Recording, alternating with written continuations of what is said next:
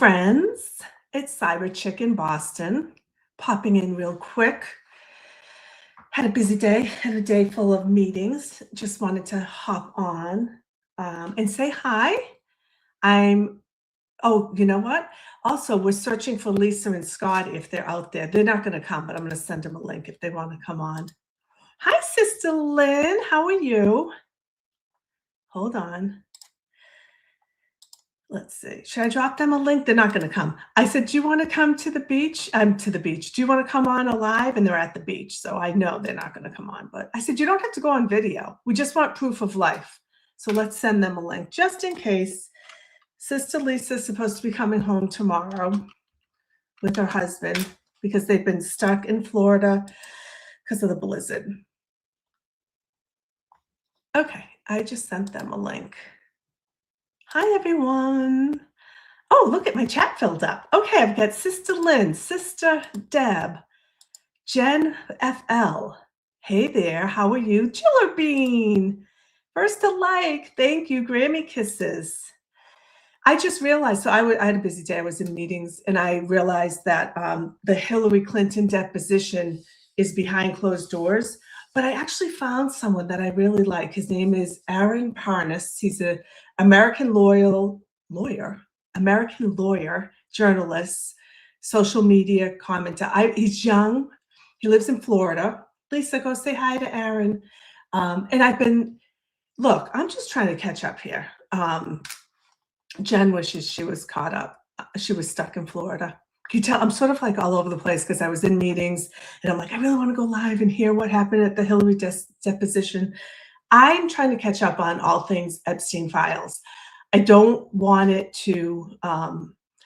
anything to be hidden. I want everything to be examined, and I want full accountability for everyone who was involved, whether it was from an SA perspective, giving away national intelligence, coercion, anything that's illegal. I want full accountability.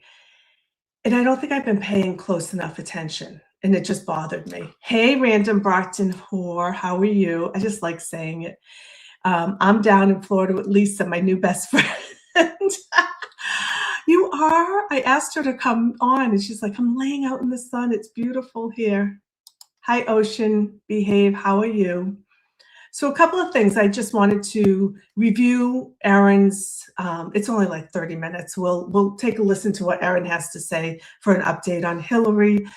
I'm also going to spend some time going back and listening to his channel because he seems to have a pretty good grasp. He actually, as a lawyer, enjoys reading through the files, which I don't have time. I might enjoy it, but I don't think I'd be able to make sense out of it. And from what I can tell, he's been pretty methodical.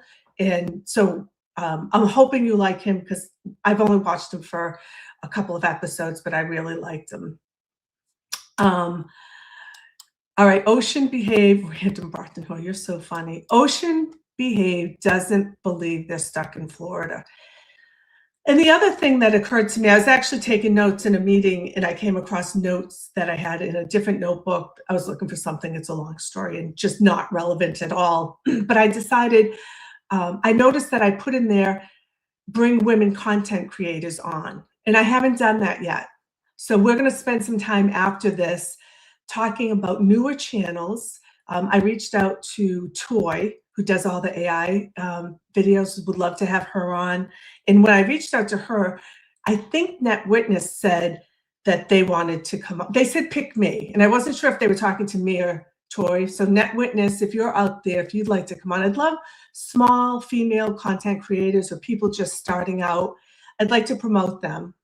I'd like to have them come on, introduce their channel, introduce themselves, what they want to get out of the YouTube experience, and then we can all support them because it's not going to happen unless we make it happen.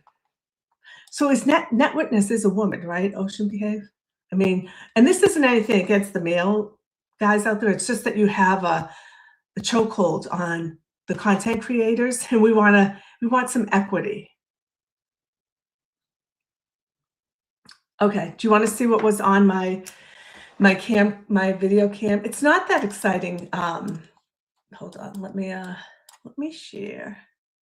I have too many monitors. I can't see. Um, they block each other.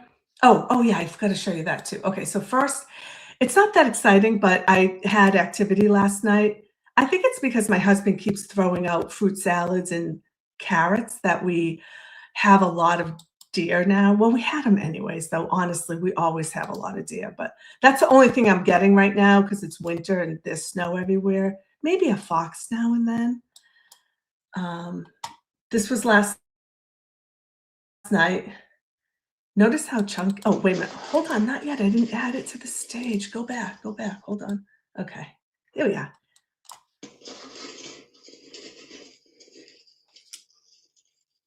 She's big. Maybe John should watch. Should be careful with the fruit salads. Let's watch her one more time because this is the only one I have. She was on the camera. I think it was around 11:30 last night. Hi, big girl. Hello. Don't you feel bad though? They're just surviving in the snow. I know that's what they're supposed to be doing, but I just feel it feels so rough for them, doesn't it? Let's see what else I have.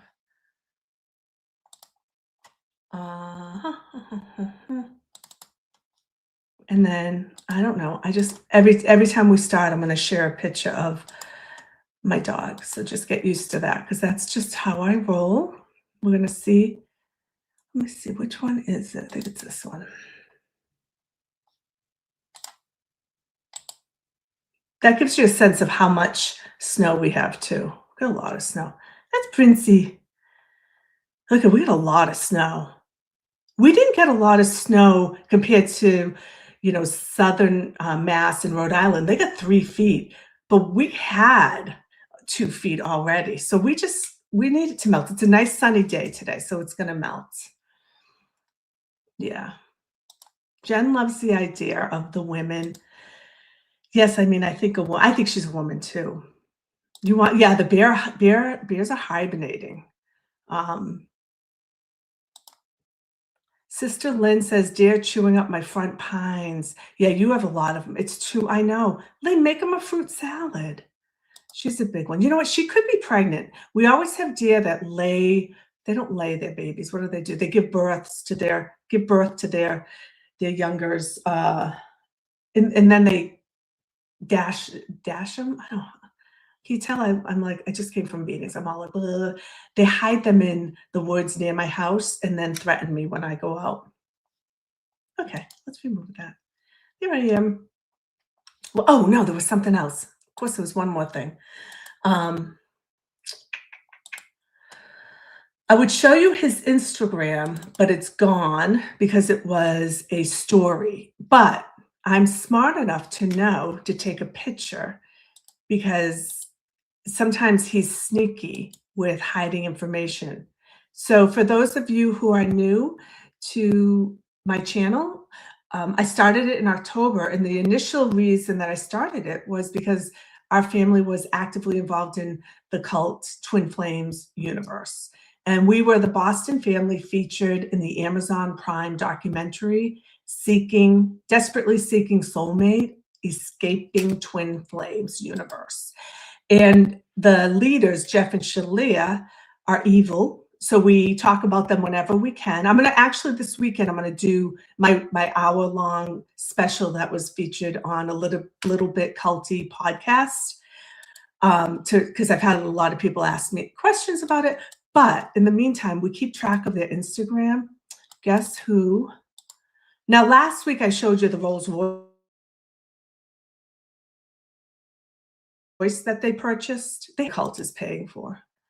And this is their new one. And this was Jeff and Shalea's store. It's Jeff's Instagram called Jeff Loves Shalea. And it's thank you for your order. Did a thing. I guess I must really like cars. Your order is confirmed. It's a Tesla. He bought a Tesla. Hey, Scotty, it's nice to see you. Thank you for jumping on. I was going to do this tonight, but I just had a few minutes. So I'm like, I might as well jump on. So Jeff is spending money. Michigan Attorney General, if you're out there, the DA, if you're listening, Still spending a lot of money, so we want to make sure that we track that, which I do. I should send it to them. They're evil. They're evil.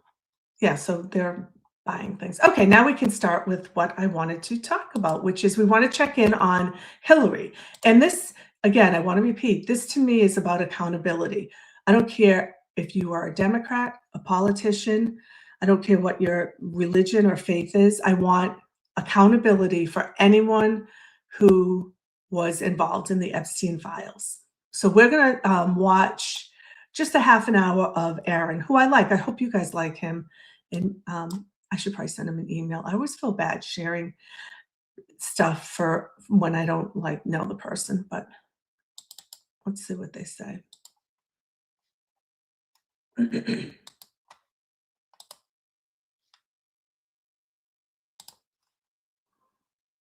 News this afternoon, Hillary Clinton is turning the table on James Comer and Republicans, and the deposition just began.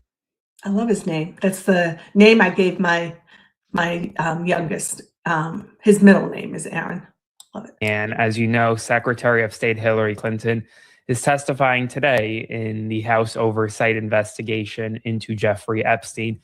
Despite her not having knowledge of Jeffrey Epstein's crime, she has since been subpoenaed by the Oversight Committee to testify, and her opening statement is a scorcher. Ahead of the deposition, members of Congress, Democrats, and Republicans gave statements to the press that I want you to know about. Make sure to like, comment, share, and subscribe. The more you like, the more people watch. And please subscribe to my Substack. Click the link below to support. Okay, so hold on. Ariana's, they just paused the deposition. Honestly, I was so eloquent in my meetings. I don't even care if I'm tripping over my words right now. They just paused the deposition, but they have resumed because Lauren Bobbitt was taking pics inside. Okay, so it's still going on. And how do we know that? It's closed door, right? I thought it was closed door, but maybe it's not. All right, we'll listen to what Aaron has to say, but I'll interrupt because that's what I do. For my work, especially as Republicans really attack me for reporting on the Epstein files as much as I am. Hillary Clinton has released a 4-page statement this morning. I'm going to read you parts of it. Mr. Chairman, ranking member, members of the committee, as a former senator, I have respect for legislative oversight, and I expect its exercise, as do the American people, to be principled and fearless in pursuit of truth and accountability. As we all know, however, too often congressional investigations are partisan political theater, which is an abdication of duty and an insult to the American people. The committee justified its subpoena to me based on the assumption that I have information regarding the investigations into the criminal activities of Jeffrey Epstein and Ghislaine Maxwell. Let me be clear, I do not. Like every decent person, I've been horrified by what we have learned about their crimes. It is unfathomable that Mr. Epstein got a slap on the wrist in 2008, which allowed him to continue his predatory practices for another decade. Mr. Chairman, your investigation is supposed to be assessing the federal government's handling of the investigations and prosecutions of Epstein and his crimes. You subpoenaed 8 law enforcement officials, all of whom ran the Department of Justice or directed the FBI when Epstein's crimes were investigated and prosecuted. Of those 8, only 1 appeared before the committee. 5 of the 6 former attorneys general were allowed to submit brief statements saying they had no information to provide. Yet, you have held 0 public hearings, refused to allow the media to attend them, including today, despite espousing the need for transparency on dozens of occasions. She goes on to talk about her experience as Secretary of State, dealing with human trafficking in Southeast Asia and fighting against abuses her entire life. Then she goes on to say that what the committee is doing is a tragedy, that the committee is endeavoring to stop human trafficking, would seek to understand what specific steps were needed to fix a system that allowed Epstein to get away with his crimes in 2008. Goes on to call out Attorney General Bondi, goes on to call out Secretary of State Marco Rubio, essentially calling out the committee for not investigating those people. And the end is pretty powerful. I'll read it to you. Quote, "Instead, you have compelled me to testify fully aware I have no knowledge that would assist your investigations in order to distract attention from President Trump's actions to cover them up despite legitimate calls for answers. If this committee is serious about learning the truth about Epstein's trafficking crimes, it would not rely on press gaggles to get answers from our current president on his involvement. It would ask him directly under oath about the tens of thousands of times he has shown up in the Epstein files. If the majority was serious, it would not waste time on fishing expeditions. There is too much time that needs to be done. What is being held back? Who is being protected? And why the cover-up? My challenge to you, Mr. Chairman, members of the committee, is the same challenge I put to myself throughout my long service to this nation. How to be worthy of the trust the American people have given you. They expect statesmanship, not gamesmanship. Leading, not grandstanding. They expect you to use your power to get to the truth and do more to help survivors of Epstein's crimes, as well as the millions more who are victims of sex trafficking. And Congresswoman Yasmin Ansari echoed this outside of the building where the deposition is ongoing.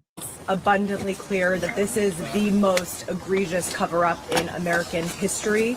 The recent reporting by the New York Times, NPR, and other media outlets that have verified this, demonstrating that the Department of Justice, in addition to violating the law over and over again, as they refuse to release the full and unredacted files, have withheld 50 pages of allegations against President Trump. This cover-up needs to end immediately. I am glad that we are here today as part of this ongoing investigation, because we will accept any information that anybody can give us about Jeffrey Epstein's vast child sex trafficking operation.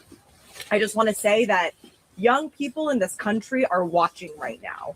If the most powerful people in the United States of America, the elite and rich and powerful men and women, are able to get away with these heinous crimes, then we are sending a horrible message to young people in this country that powerful people will always protect themselves and the rule of law does not apply to everyone.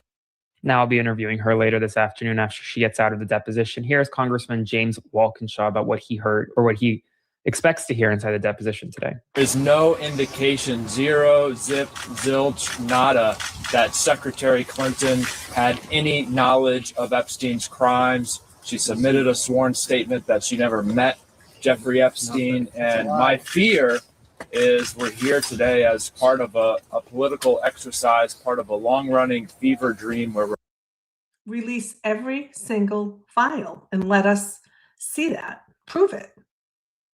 Release it all. Let us look through it. Let us do our job. Not my job, but Erin will do it.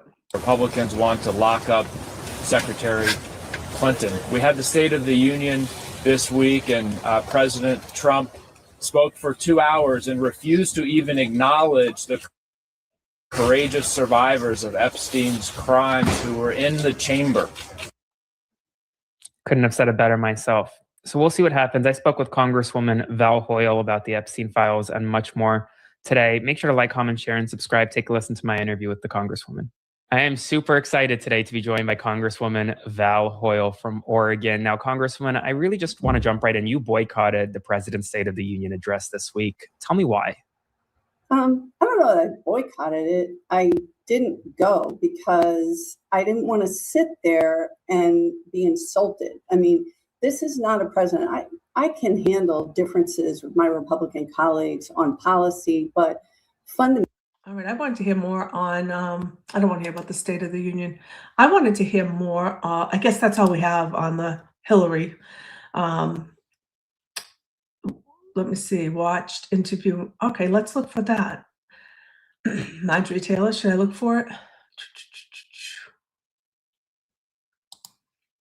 I mean, I don't have anything against Val Hoyle. I just wanted to hear more about, oh, hold on one second. It's like, why won't you do that? Why won't you release it? Hold on, I'm going to look at something else that I saw.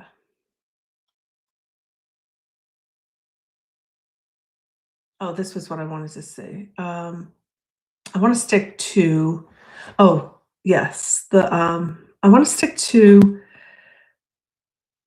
the Epstein. Oh, the DOJ caught deleting. I think I saw that. Hold on.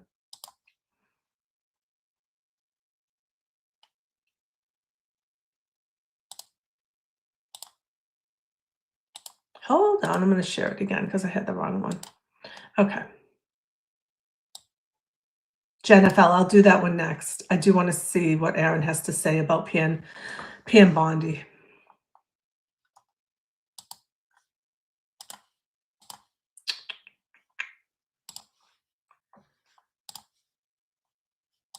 Evening, Attorney General Pam Bondi is set to face articles of impeachment over her handling of the Epstein files as pressure builds within Congress and Congress demands more answers at a time where we're learning that the Department of Justice continues to withhold critical documents that outline child sex abuse allegations against the President of the United States. The Department of Justice is responding to those claims this evening, and I'll have more on that shortly. Meanwhile, State of the Union ratings for the President were not as high as they were last year. They dropped on key streaming platforms like Fox News this year. And while we're getting more information about the fallout from the president's comments, the sexist, misogynist comments regarding the Team USA women's hockey, you have one team, men's Team USA player expressing regret, Team USA women's captain blasting the president, and much more. Make sure to like, comment, share, and subscribe. Working around the clock to make sure you have updates this evening. Subscribe to my Substack. Click the link below to support my work. Let's jump right into it. This evening, the President of the United States, or rather, his Attorney General, is set to face articles of impeachment. They will be filed by Congresswoman Summer Lee. Take a listen to what Congresswoman Summer Lee had to say this afternoon. That you would introduce articles of impeachment against Attorney General Pam Bondi. What is the evidence that you would point to that you believe demonstrates an impeachable offense? Well, first of all, the subpoena that we were able to get and to secure back in July, they have been in contempt of that subpoena since August. And since then, we have, of course, the committee, of course, tried to hold the Clintons in contempt of the very same subpoena. Pam Bondi had an obligation to honorably produce all of the Epstein files in the DOJ's possession. And it is very clear that they have no intention of doing that. And they're attempting right now to pretend that they are exempted from releasing the rest of them because of the Epstein Transparency Act, but they're not. This subpoena goes much further, and they are still held to that legally. Also, she has been weaponizing the DOJ. This is not a partisan agency, right? This is supposed to be the agency that does our federal law. It is not an agency for Republicans. It's not the agency for the president who is in office. It is not their protection agency. I keep going back to that. This is supposed to be about the U.S. Constitution. It's not supposed to only protect the rich, the elite, the Republican, the Democrats. It's supposed to protect every citizen. I can't believe how it just dawned on me. I'm so ashamed, like a month ago, where I was like, wait a minute, we're not doing what we're supposed to be doing. Hi, Lizzie. How are you, honey? I just found Aaron. I should have asked you for someone to talk to. Yeah, the Trump's administration is full of people who are friends with Epstein and absolutely knew what he was doing. Yeah, so what I think I'm also slow to come to the realization. I don't only think that the current administration and previous ones, honestly, are just there and covering up for Epstein. I actually think they're in power because of what was going on with the Epstein files. And that's such a revelation for me. Like and I've been saying it all along, there's a triangle. There's a triangle of the powerful politicians, the powerful businessmen, and the powerful criminals. And add to that, the powerful intelligence agency. And that's where I get really scared with our national security. Well, back to Pam. This is a short one. This is only 8 minutes. So we're 6 minutes left. They're supposed to get to the bottom of this. And she has made it clear, and Donald Trump has made it clear, that their only intention around the Epstein files is to maybe prosecute, investigate their political enemies, but not get to the bottom of this. And it's a disservice to the survivors, but it's also a disservice to every American right now who is looking to see if justice is even-handed, if they're looking to see if their government will come through, irrespective of who is on the other end of the investigation.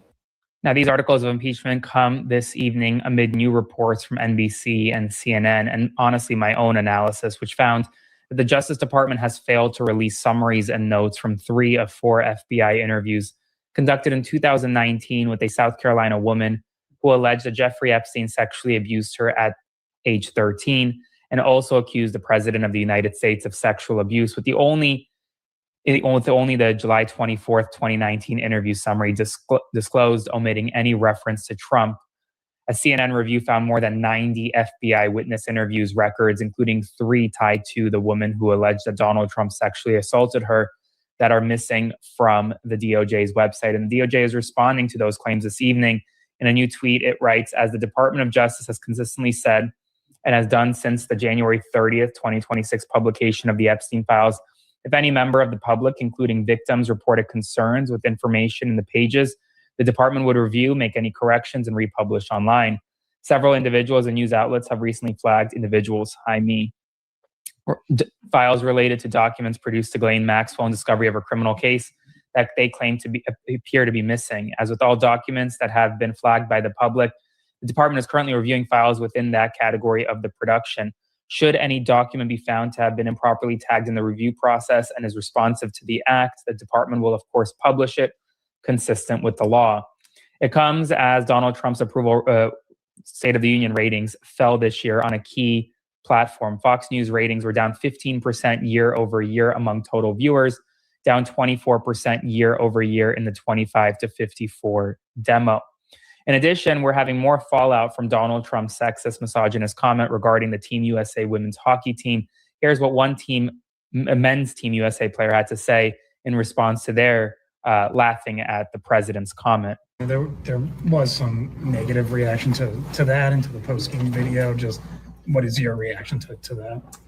Yeah, we should have reacted differently. We know that we are so excited for the women's team. We have so much respect for the women's team, and to share that gold medal with them is something that we're forever grateful for. And, now that we're home, we get to share that together forever and see the incredible support that we have from the USA and sharing this incredible gold medal.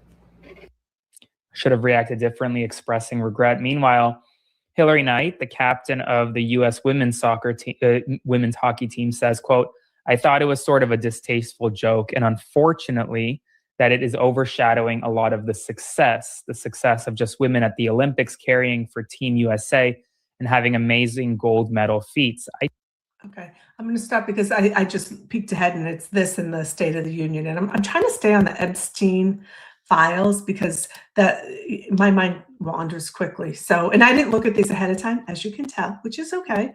And when they put it out there, it's sometimes, they make the title so that you want to click. It's clickbait. But that's okay. We don't care. We love you, Erin. I'm not saying anything bad. I'm going to do one more that I want to see. I read in the article about how the DOJ is creating language that will protect the files from being published. Anything that's related to Trump, they're saying, well, Trump's under investigation, so now we have to withhold that information, and they're creating like principles, which that's not a law, that's a principle.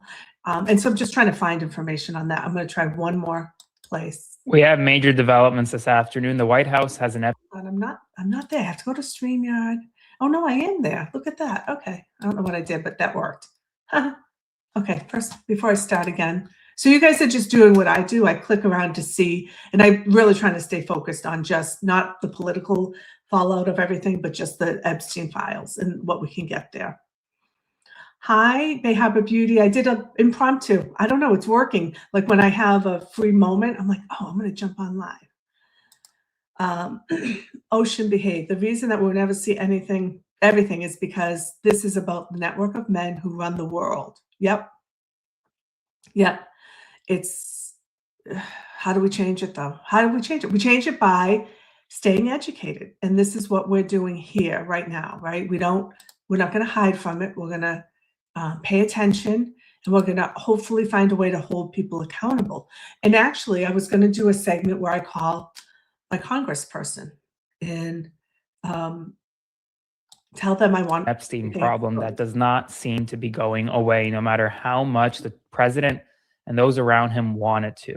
This afternoon, we're learning confirmation that the White House and the Department of Justice have actively concealed several Epstein-related files that show witness accusations against the President of the United States for child sex abuse. At the same time, the Epstein files fallout continues to grow fast, with multiple wealthy, powerful people resigning from key positions as a result of their close relationship to Jeffrey Epstein. A major development right now. Make sure to like, comment, share, and subscribe. The more you like, the more people see, and we need to keep the pressure on. Subscribe to my Substack, click the link below to support my work, or send a Venmo to Aaron-Parnas to keep me caffeinated. Let's jump right into it.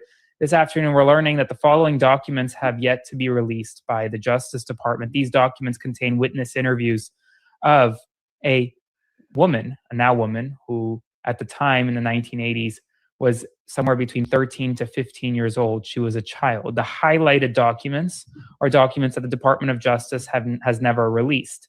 As you can see, they're interview notes and interview 302s, license records, and a law enforcement report. Now, why are these documents important? Well, these documents are important because in these FBI 302s, in these interview notes, that woman accuses the President of the United States of abusing her as a child back in the 1980s. This Department of Justice has actively withheld and concealed documents that may prove, or at least show, that the President of the United States is not as exonerated as he claims to be. And we may now know why. Because according to a January 4th, 2026 memo released by the Justice Department, attorneys in the DOJ were required to apply specific tags to FBI 302s. 302s are interview notes, essentially memorialized from an interview with an FBI agent. As you can see at the bottom, it says, if a document is tagged responsive, please proceed to evaluating whether it needs a content tag listed below. The ones that they have include deals, charging, destruction, flight logs, and 302s. So they specifically tagged FBI 302s like those mentioning serious, if not horrific, allegations against the President of the United States. At the same time, while we keep pushing for justice there, more justice is coming out in the form of accountability. Richard Axel, a Nobel Prize-winning scientist and professor at Columbia University, announced today that he is resigning as a co-director of a flagship neuroscience institute at the university.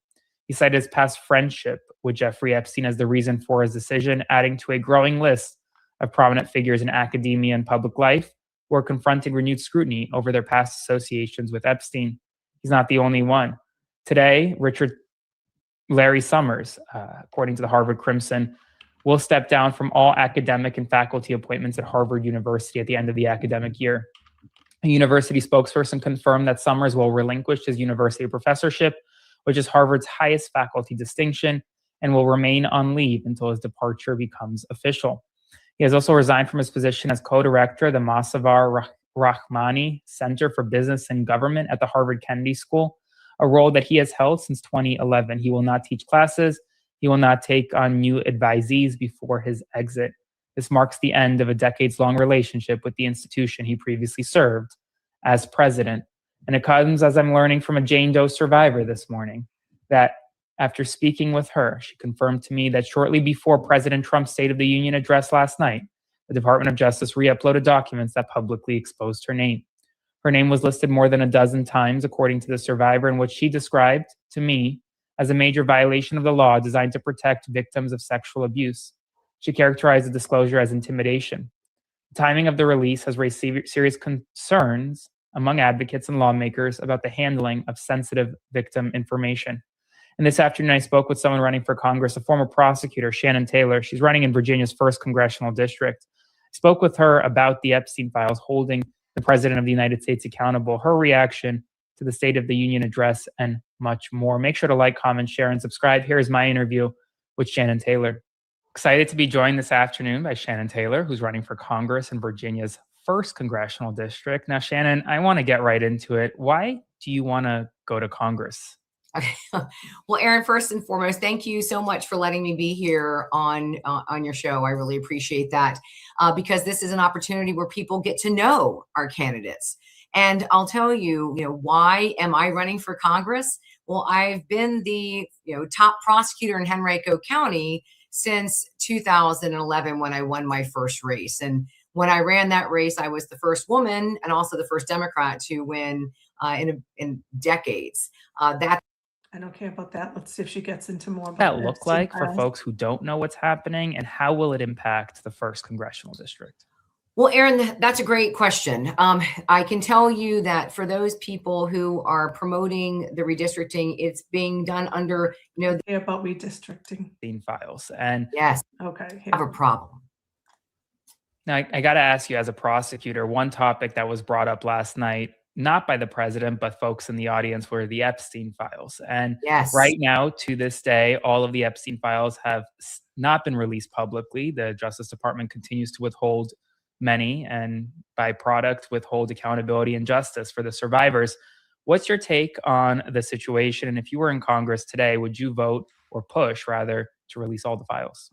Yeah, Aaron, I mean, I will tell you right now, to watch what has been happening unfold in the media for these women who were all victims, and to have an attorney general, as we saw, Attorney General Bondi, not acknowledge their presence, that breaks my heart. Again, as a prosecutor, we want to defend and protect women who are the victims of sexual assault, rape, just this idea of, of the trauma that these women have gone through, and to not allow the process, which of course was a process that wasn't respected many years ago, is not being honest with these women, and we're not doing our job.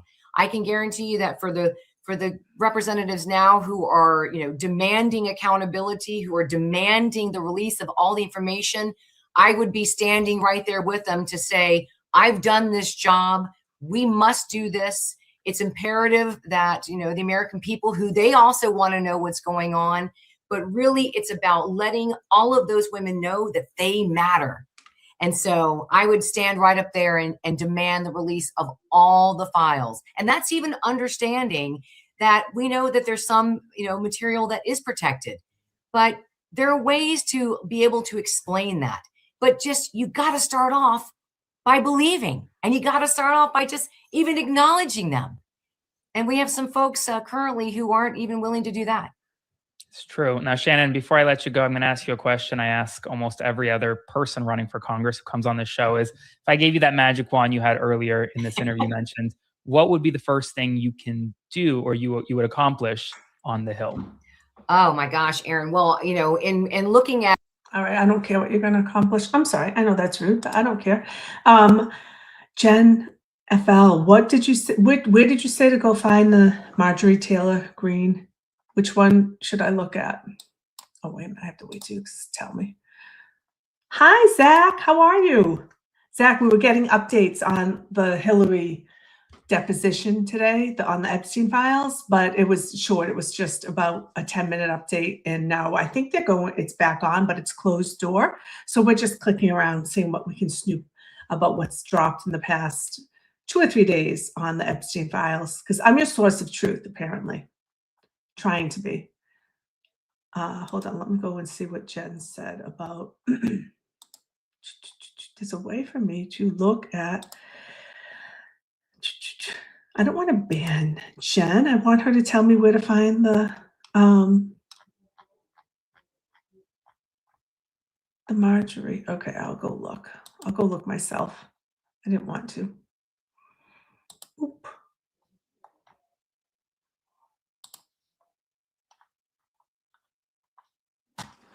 All right, hold on. I'm going to look it up on my phone because that's easier. Zach, what are you up to today?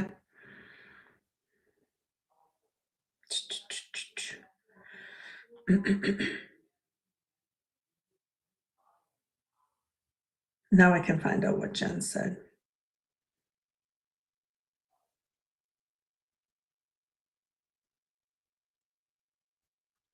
All right, hold on.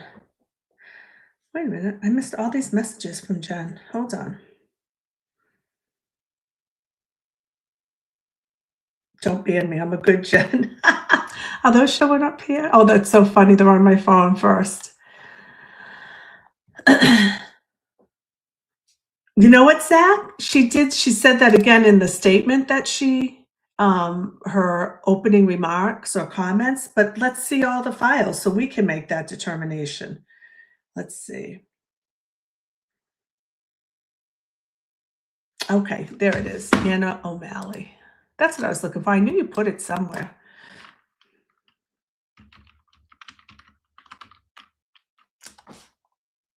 Do. This is good. I can do this. I think this is it. I don't know. That's scary. Hold on. I don't think I have the right one.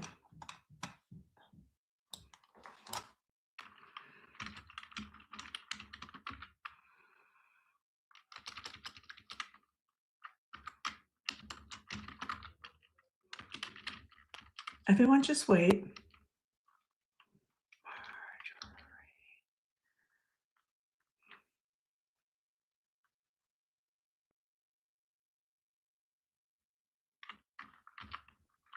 Let's just see what I come up with. Oh, there it is. Such power. Israel had such power. Hold on. Now this, I'm totally just relying on Jen. Please don't ban me. I'm the good Jen. Yeah, I realized it was a 0. That's how I found it. Let me know if this is the one that's up there. And rightfully over Congress. I was called a traitor by a man that I fought for 6 years for. And I gave him my loyalty for free. See what happened. Her life could be in danger because of the rhetoric. Ocean Behave, I listened to it. I went back and watched it and was disgusted at the way she treated the American people, the victims, and Congress, to be honest with you. That's sorry, I shouldn't just have a private conversation with you. Ocean Behave said, I'm sure we were all outraged by Bondi answering questions in Congress. Go back and listen to her from the point of view that she's responding to an audience of one. Exactly. Yep. So many dingbacks. Zach, we have to take it back somehow. We have to get rid of everyone. Can we have a do-over? How do we have a do-over? I think this is the one. Jen, you tell me if it's not, though. Her life is in danger? Who's that? Marjorie Taylor Greene, she says. Marjorie Taylor Greene. I don't think her life is in danger. Frankly, I don't think anybody cares about her. Okay, what about you? What's going on, everybody? Today, we're going to discuss the question, is it Marjorie Taylor Greene or Trader Trump? Who's a bigger traitor? As you can see, I got special guest Owen Schroyer here. Thanks for joining. Yeah, boy, that's a loaded one, huh? It is loaded. And also, I don't like to make accusations, but I do see you have a golden microphone. Some are saying that Trump gave it to you from his golden age, golden ballroom. And I just need to throw it out there. Well, information like that, unfortunately, is still classified. But you may get it with the Epstein files. So in other words, you'll never know. Okay, because you're sending mixed signals. You got the raw milk. Okay, hold on. Let's look. Thank you, Jen. We're on the fly here. Oh, you want the one where Marjorie joins them. Oh, buddy, today I'm excited to be joined with Marjorie Taylor Greene, former Congresswoman, full-time American patriot. Appreciate you for joining. And yeah, thanks for being here. Thank you. Thanks for having me. I'm excited to talk with you. Yeah, absolutely. So I have a lot of questions I want to ask, and I know a lot of people are wondering a lot of things about you, why you left, etc. But I really want to start it at the beginning. I've never heard you talk about this, and I've never heard anyone ask about it. Like, before you ran for Congress, whatever year that was, who were you? And then what inspired you to run for Congress in the first place? Oh, thank you for asking. So I ran for Congress in 2020. That was my first campaign year. Before that, I had never been to a Republican Party meeting. I was not an active person in the GOP. I had never held office before, not even a local office. I wasn't in the state legislature. I owned a family construction company that I still own. Grew up in the business. It was my mom and dad's business. And then after graduating college, my former husband and we bought the company from my parents and spent time, really a lot of our time running our construction company and raising 3 children. And so before 2020, Marjorie Taylor Greene was just a very normal American and mom. And so what led me to want to run for office is I had over the years gotten very angry at our government. Anytime our business suffered, like it was always because of bad government decisions. Jen, you bring up a really good point, because that my first instinct when I hear her name is, ugh, that psycho. But I'm going to be open in my journey here of learning. I'm going to have an open mind. Hi, Prince. Prince just came in, and listen to what she has to say. That put us in recessions or hurt the economy. So I was well in tuned to politics from that angle. Also, being a mother, raising 3 children, I had become very invested in what the future of our country looked like, because obviously my children need a future in our country. And so when Donald Trump ran for president in 2016, that was the first time I heard a politician speak in ways that were very appealing to me. He spoke similar to most men that I knew. He spoke plain language. He didn't talk like a politician. He stood out on that presidential campaign stage. But also he talked about things like weapons of mass destruction in Iraq and how we should have never gone to war in the Middle East. And he spoke about issues that were SD Retcon, thank you for putting something in the chat. I don't think I've seen you comment, or maybe I've just missed it. So welcome to the chat, and thank you for adding that comment. I think really important to the average American, and were appealing. And so that is what started to pique my interest in learning more about politics. And it was from there that I got deeper and deeper and deeper into learning more about politics, political procedure, legislation even. I'm very pro Second Amendment, and that was an area I got interested in. And to the point where I decided in 2019, it was during 2019, I said, okay, if I'm going to complain about politics, if I'm going to expect changes, I'm going to have to step up and do my part. And so I decided to do what I thought was the ultimate right thing to do, was take my opinions and my words and put them into action and actually run for Congress. So I did that in 2020, and my first day in office was January 3rd, 2021, 3 days before January 6th. Yeah, that's crazy timing. And I saw you share a clip on Twitter of Trump debating Jeb Bush, and you were like, this is the Trump I like, the one that was against the wars. And I saw Trump say, I think it was earlier this month, Jeb Bush likes me, like he's been really nice to me the past 6 months. It's like, I wonder why. On that note, I wanted to ask you real quick, and you could say anything about that as well.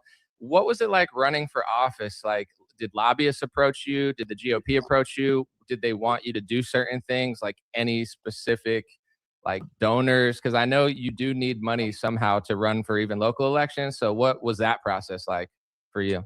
That process was eye-opening, shocking, and one of the biggest learning. It was all a learning process. So just for everyone's awareness, when I declared myself a candidate for Congress, I was the most naive person. So imagine, it's kind of like being a new kid. You know, you have a pulse, you're not just like reading scripts and stuff. So I instantly liked you. I was like, oh, she's like the fun one who's like saying what she actually thinks, not just reading the GOP script. So what was that like? Do you think that's why they did that? Like they came after you, like mainstream comedians and stuff, like they tried to make you into a caricature essentially. And looking at your Twitter and stuff, like it did kind of just appear like you were just winging it in a good way for me, maybe for them not. So what was that like? Like who was attacking you the hardest early on? And at what point did people in the GOP, whether it's Trump or anyone, like who was nice to you, who wasn't nice to you? Like walk me through that until we get to modern day. How did that start? That was unbelievable. It was like, so I went from not being known at all, campaigning for Congress, winning an election, supporting the president without, and by the way, I won without his endorsement. I need to add that. In 2020, when I got elected, I did not have President Trump's endorsement through my entire primary and through the primary runoff, which was 9 weeks long because of COVID. So back at it, and I'm still amazed I got through it. But at the same time, I mean, I wasn't perfect in what I said. I wasn't perfect in everything.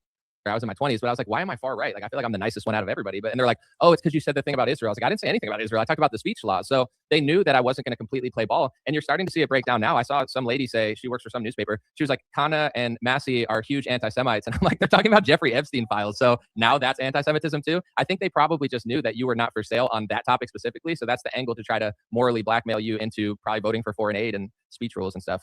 Yep. Well, they try to destroy you, and so the pressure they put on you as a member of Congress, they write horrible. They have terrible articles written about. They plant those stories. They plant the stories in the media. The media goes along with it. Then they make you so toxic that you can't. It makes it hard to fundraise from big donors. Luckily, I was able to fundraise small dollar donors. That was 96 or 97% of my donations were always small dollar donors because I couldn't get the big dollar donors. I refused PAC money. I wouldn't take PAC money. I never had APAC. Party's doing it's crazy. It is crazy. Well, then they accuse those Jewish people that won't go along with it either. They call them self-hating Jews and accuse them of hating their own self. It's completely wrong. But it's basically an enforcement and a test to making sure that everyone stays in line. Denouncing anti-Semitism. Same thing with voting for foreign aid for Israel. I was against all foreign aid. It wasn't that I was totally against Israel. I was against. Looking for Epstein files. We can go back and listen to this later. They're putting pressure on you because I'm just watching it, and it's like obviously there's only 6 people who wanted to fund it. Pretty much people know that that's like a game over for their career in a lot of these mega donors. So much so that Nancy Pelosi's on stage, not just saying she supports them, but she's just like, if our country crumbles, we'll still be giving you money. It's like, are you okay, lady? Like that's not a normal thing for an American citizen to say. No, it's not. Well, here's what's interesting, and I think people have no idea. That's this IHRA speech definition, which says you can't say Americans have dual loyalty. Jewish Americans have dual loyalty to Israel, right? In support to Israel and willing to I start don't a war want with to Iran. talk Israel right now. We will another day. That any of us think in terms of. We don't think in terms of wanting to hurt someone because of what their genetics are or who they're related to. So I reject that completely. And it's a pattern that's become very recognizable over and over again. So the only thing, he knows he's wrong. He knows that he was the main one fighting to stop the release of the Epstein files. And we beat him when we just play this quick clip of Trump calling you a traitor. And then I'm going to do my fantastic. That we're able to see for ourselves that what is really happening. One thing I've noticed, and one of the reasons I think Israel's lost a lot of support is they almost want you to agree with like every single thing that they do. For example, I can say I love America and our military, but I think we shouldn't have struck that, prayer circle in Yemen or, and for the most part, obviously not everyone will like it, but they'll be like, okay, yeah, that doesn't mean you hate America. But when it comes to Israel, like pretty much if you say they ever did anything purposely ever, it's blood libel, and if you ever disagree with them, they'll just say it's anti-Semitism. So they almost leave no room. It's almost like completely agree with every single thing that we do to a level that I don't even have to do that with my own government. Like I don't like Joe Biden, to be honest. I don't really like Trump anymore. I don't like the GOP, even though I'm a Republican. I don't like the Democrats, but I have to like this foreign country and think that they've never done anything purposely bad. It's like this, really weird rule. And real quick, I know there's a lot to talk about, but I wanted to just play this quick clip of Trump calling you a traitor. And then I'm going to do my fantastic Trump impression after to ask you the question. Just react to this in live time. Here's just 2 clips of Trump, basically going after you in interviews and on stages. Marjorie, Traitor Brown, I call her, because green turns to brown under stress. Her life could be in danger because of the rhetoric. Her life is in danger? Who's that? Marjorie Trader Green. I don't think her life is in danger. Frankly, I don't think anybody cares about her. So Marjorie Trader Brown, green turns to brown. Okay, that's what happens when colors change over time. What's your response to him? Saying those things to you. Obviously, I'm sure it's not cool to see that. No. Well, if you notice the first clip he played, he didn't get a reaction from the audience like he thought he would. He's used to going out and attacking people and calling them names, and then the rally crowd will cheer and laugh or whatever. He didn't get that reaction at that event. And then he threw it out there again to the media. But he wasn't facing a crowd. But that's typical Donald Trump. Donald Trump he's a bully, and he resorts to name calling and calling the media fake news if they don't go along with everything he's saying. And he resorts to name calling when he's lying. And it's a pattern that's become very recognizable over and over again. So the only thing, he knows he's wrong. He knows that he was the main one fighting to stop the release of the Epstein files, and we beat him when we finally got 218 signatures on the discharge petition, and the House voted on it, and the Republicans had to vote for it because you, the American people, had gotten so outraged over the issue. I think that's what I need to say most importantly to everyone watching. It was you, the American people, and your outrage and not letting go of this issue that gave us power to push it across the line. Right. And it is exactly why President Trump had to eventually sign it into law. He didn't want to. He didn't support releasing those files. He called me a traitor because I pushed it that far. And he told me on the phone that his friends would get hurt. And well, we've seen a lot of his friends come out in this list, even though the official list, I don't have the list, the women do, but the official list that really needs to come out hasn't totally come out. I don't think we're going to see the rest of the files. I think there's over 3 million more files released. I'm not sure if we're going to see the rest of those come out. And no accountability. There'll be no accountability. If there's accountability, it'll be just a fake, basically. But I think for Donald Trump, he has to call me names because there's a difference in the two of us. The things that I said, I meant it. and he's showing that the things that he said on the campaign trail, what he called MAGA, he turned into MIGA, and he has completely turned to serving his biggest donors in Washington, the industries that demand everything in Washington, and fighting foreign wars on behalf of Israel. And it's hard done. You can't cover that up, no matter how many good lines you throw out at the State of the Union. You can't cover that up. I know I saw that picture of you and Tucker Carlson with him. I think maybe at the Kentucky Derby or something. That was a cool picture. I think you guys were on good terms. Maybe not, but it seemed like it. And then obviously 2020. That was in 2020 at the Live. No, 2021 maybe. It was early on at the Live golf tournament. Yeah. So walk me through the exact moment that, like, were you guys, did he always support you fully, or did he just kind of stay out of your way because you were in his way? And then give me like the exact moment that he got pissed at you, like the exact, like what did it exactly? I supported Trump fully. See, that's really how it all started. In 2020, I didn't know Donald Trump. I was running for Congress, and I was MAGA, and I believed all the great things he said at rallies. I went to rallies before I even became a candidate. I was like one of those regular people that would go to a Trump rally. I loved it. I mean, I ate it all up. I was a true believer in every sense, purely.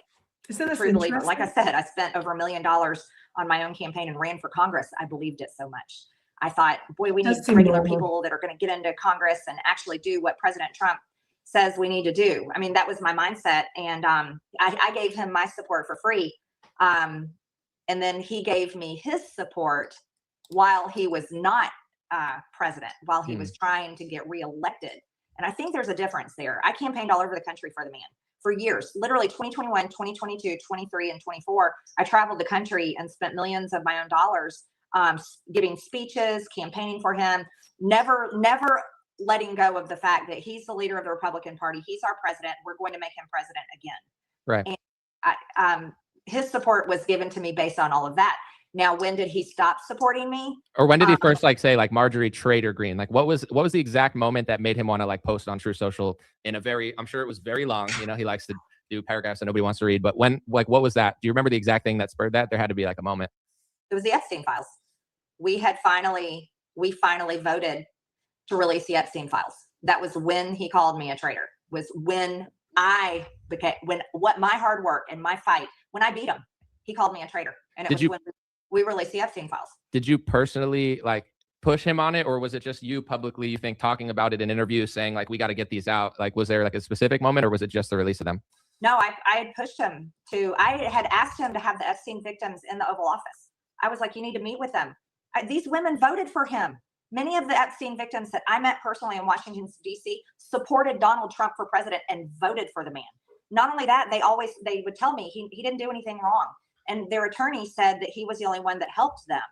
And that, you know, I'm listening to these women and I'm like, oh my gosh, Donald Trump, the president, he has everybody in the Oval Office. He has athletes, he has celebrities, he has victims of all kinds in the Oval Office, and talks with them and takes pictures with them and gives a speech with them.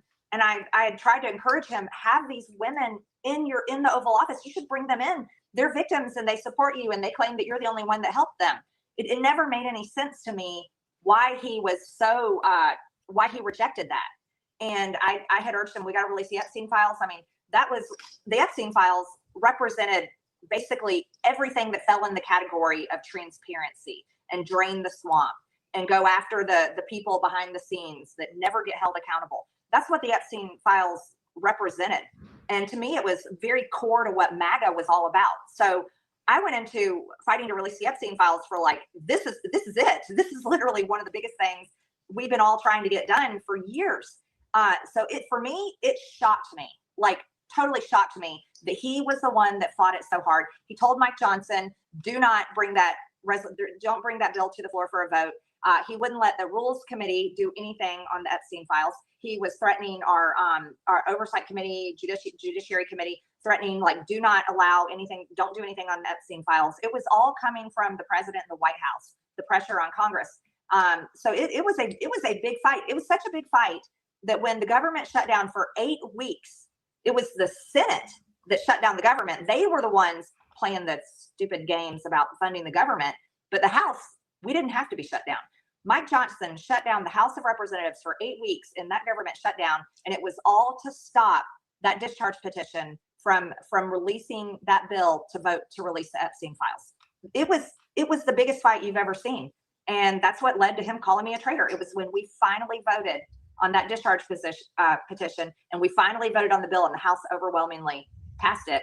And then it went to the Senate, and they passed it too. And then he had to sign it. He had to. And Yeah, I mean, that's what made me a traitor. well, that's one time I think people won against the establishment, and probably the establishment above the establishment, because if you look at the emails, like everyone was in them. Howard Lutnick's stories didn't add up to what he told, on the podcast. I think Elon's stories didn't add up. I like Elon, but what he said and versus the emails, you have, Epstein reaching out to Peter Thiel saying he represents the Rothschilds. Like, you had so much in there, and it showed so much. So obviously they didn't want that out. Was there a moment that you realized, like, Trump has so, like he's probably said to you, like he has so many friends and acquaintances in those emails that, maybe he feels that the emails are going to misrepresent what happened and that his friends are going to suffer in their public relations? Like, I guess that you didn't care. You were like, I don't really care. I don't care. I don't care about, I could care less about any of that. I suffered. I would argue I've suffered in public for big time.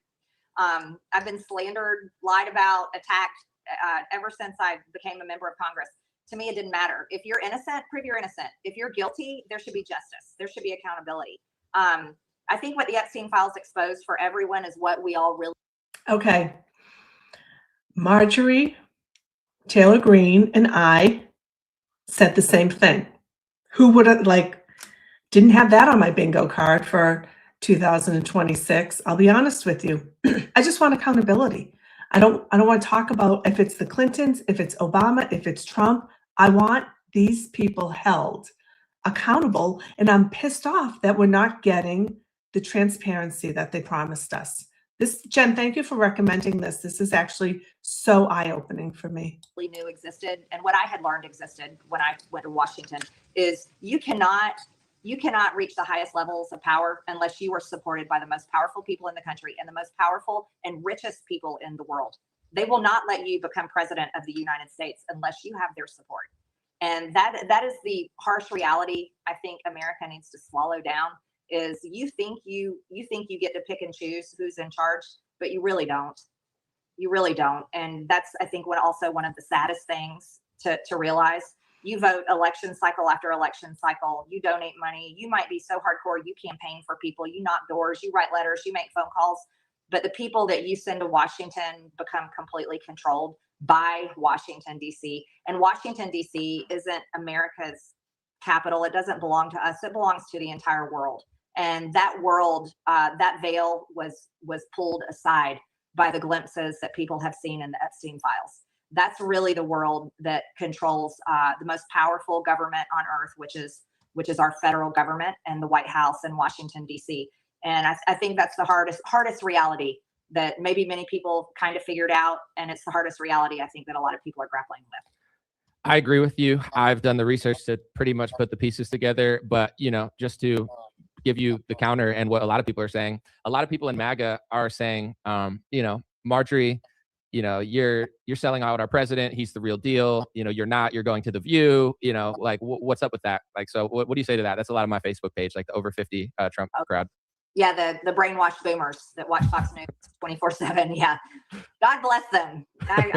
We could do a whole other podcast on boomers. I'm at the point right now. They're my parents' generation, and I love them, but I literally blame every problem we have right now on the boomers.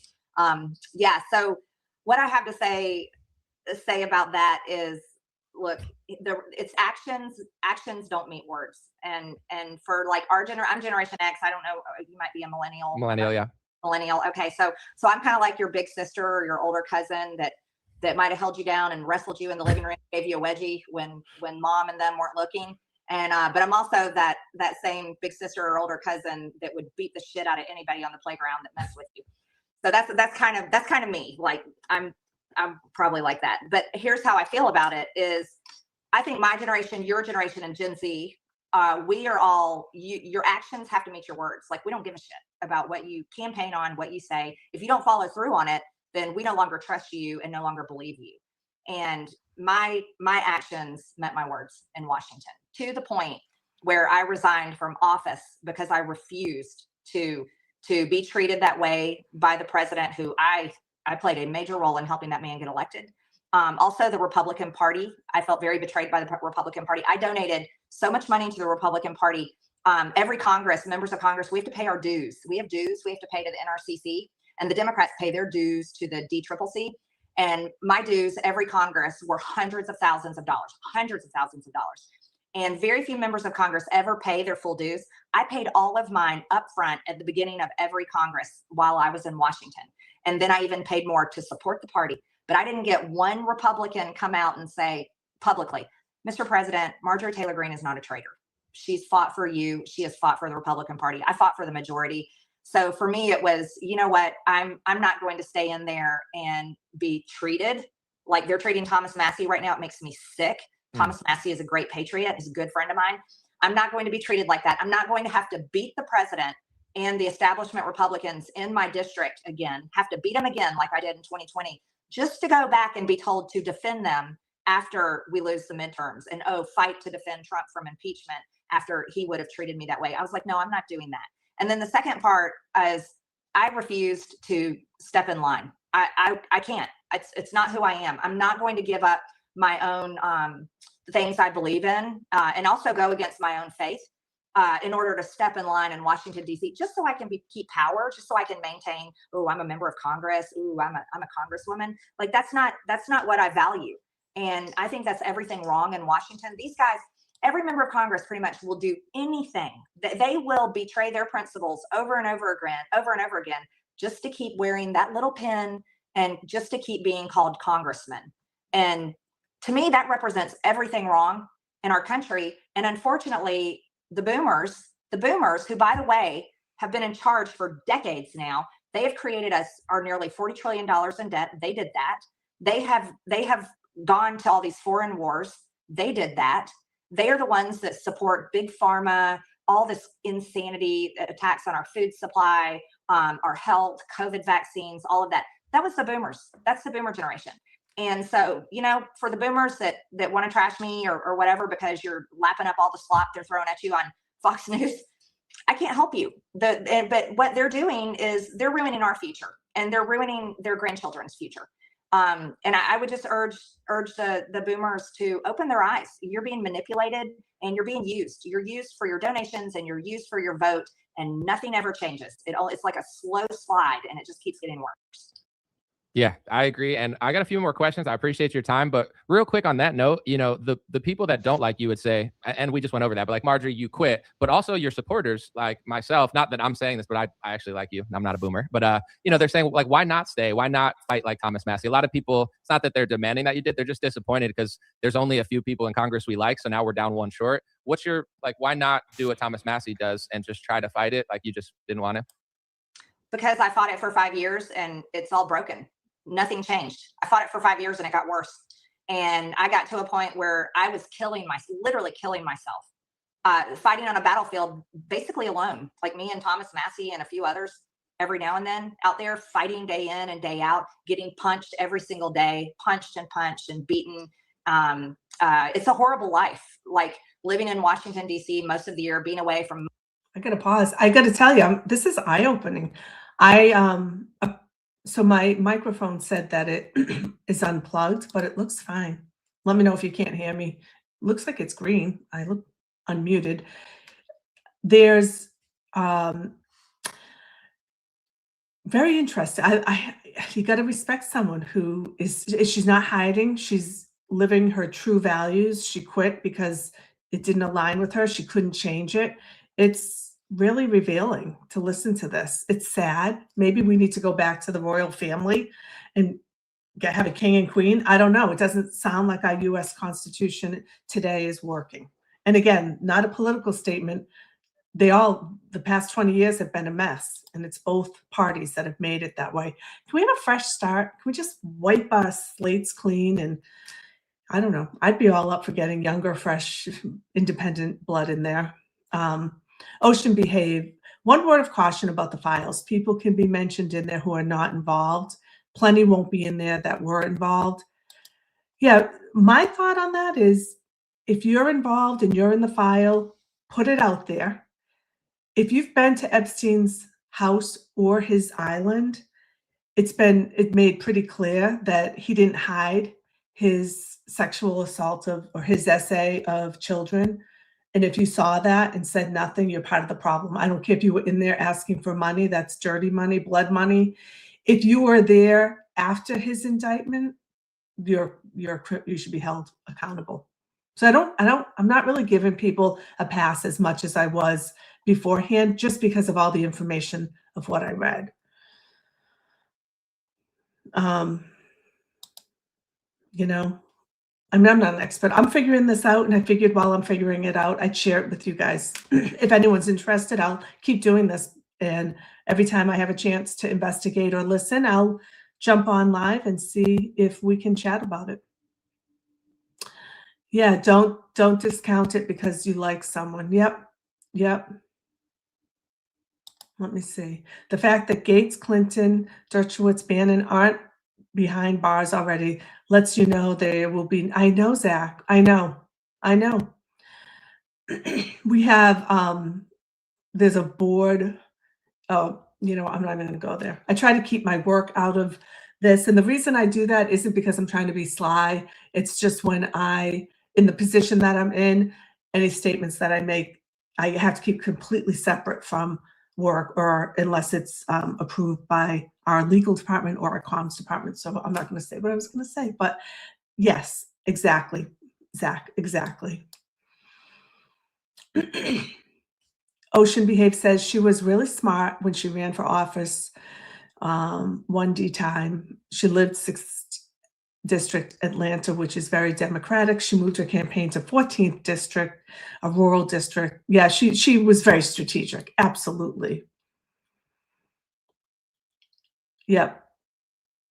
Yeah, it's, I guess I feel so bad for the survivors once I learned that their names were not redacted, even though their attorney made every single precaution to make sure those names wouldn't show up. And when they were showed up, he said, hey, you're showing their names, they're showing their interviews. I just can't believe what they did to them. And so I'm going to keep going after them because of that. Yeah, I like that she battled Epstein too. I like that. I'm going to remove that because I have to go in a few minutes. But thank you. I want to thank you all for joining. Oh, I have one more thing to do. And Georgia, you don't have to live in the district where you run? Really? Okay. So next week, I don't know, maybe Monday, but I'm not sure.